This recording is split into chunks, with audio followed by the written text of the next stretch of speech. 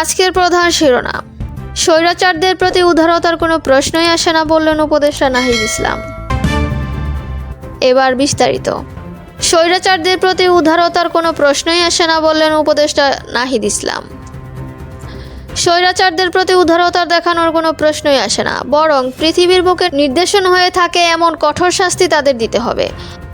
অন্তর্বর্তী সরকারের ডাক, টেলিযোগাযোগ, তথ্য প্রযুক্তি এবং তথ্য ও সম্প্রচার মন্ত্রণালয়ের উপদেষ্টা নাহিদ ইসলাম আজ মঙ্গলবার বিকেলে রাজধানীর বনানী বিদ্যানিকেতন স্কুল অ্যান্ড কলেজের এক অনুষ্ঠানে একথা বলেছেন। নাহিদ ইসলাম বললেন, শেখ হাসিনা পালিয়ে গেছেন, কিন্তু এখনও তাদের দোসররা সরকারের ভেতরে ও বাইরে থেকে পরিকল্পনা করে যাচ্ছে। ঐক্যবদ্ধভাবে এগুলো প্রতিহত করতে হবে। স্বৈরাচার ও তাদের দোসরদের এমন কঠোর বিচারের আওতায় আনতে হবে যে পৃথিবীর বুকে একটা নিদর্শন হিসেবে থাকবে। পৃথিবীর ইতিহাসে যাতে লিপিবদ্ধ থাকে শিক্ষার্থীর বুকে গুলি চালানো, মানবাধিকার হরণ ও স্বৈরতন্ত্র কায়েমের পরিণতি কী হয়। বৈষম্য বিরোধী ছাত্র আন্দোলনের পুলিশের গুলিতে নিহত হওয়া বনানী বিদ্যানিকেতনের শিক্ষার্থী গোলাম নাফিজের নামে ওই শিক্ষা প্রতিষ্ঠানের একটি ভবনের নামফলক উন্মোচন উপলক্ষে এই অনুষ্ঠানের আয়োজন করা হয়। সেখানে প্রধান অতিথির বক্তব্যে উপদেষ্টা নাহিদ ইসলাম বলেন, এমন নতুন রাজনৈতিক বন্দোবস্ত করতে চাই যেখানে অভ্যুত্থানের আকাঙ্ক্ষাগুলো প্রতিফলন হবে, যে বাংলাদেশে আর কখনোই স্বৈরাচার ফিরে আসতে পারবে না।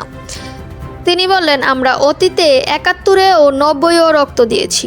৯০-এ রক্ত দেওয়ার ৩০ বছর পরই গণতন্ত্র, মানবাধিকারের জন্য লড়াই করতে হয়েছে। বারবার কি আমরা রক্ত দেব? দেশের মানুষের সঙ্গে কি বারবার প্রতারণা হবে?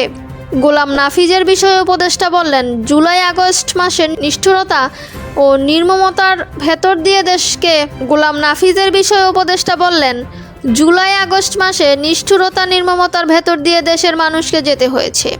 ১৬ বছর ধরেই বাংলাদেশের চিত্র এমন ছিল, কিন্তু পুলিশ ব্যবহার করে হামলা, মামলা, নিপীড়ন করেও স্বৈরাচার সরকারের শেষ রক্ষা হয়নি। ছাত্ররাই এই দেশকে স্বৈরাচার মুক্ত করেছে। শিক্ষার্থীরা সাহসী ভূমিকা পালন করেছে। সেই সব সাহসীর মধ্যে অন্যতম শহীদ গোলাম নাফিজ গুলিবদ্ধ অবস্থায় যখন রিকশায় পড়েছিল, তাকে হাসপাতালে নিতেও বাধা দেওয়া হয়েছে। নাফিজের মতো অন্য শহীদদের জীবনের বিনিময়েই এই বাংলাদেশ। এতক্ষণ সঙ্গে থাকার জন্য ধন্যবাদ।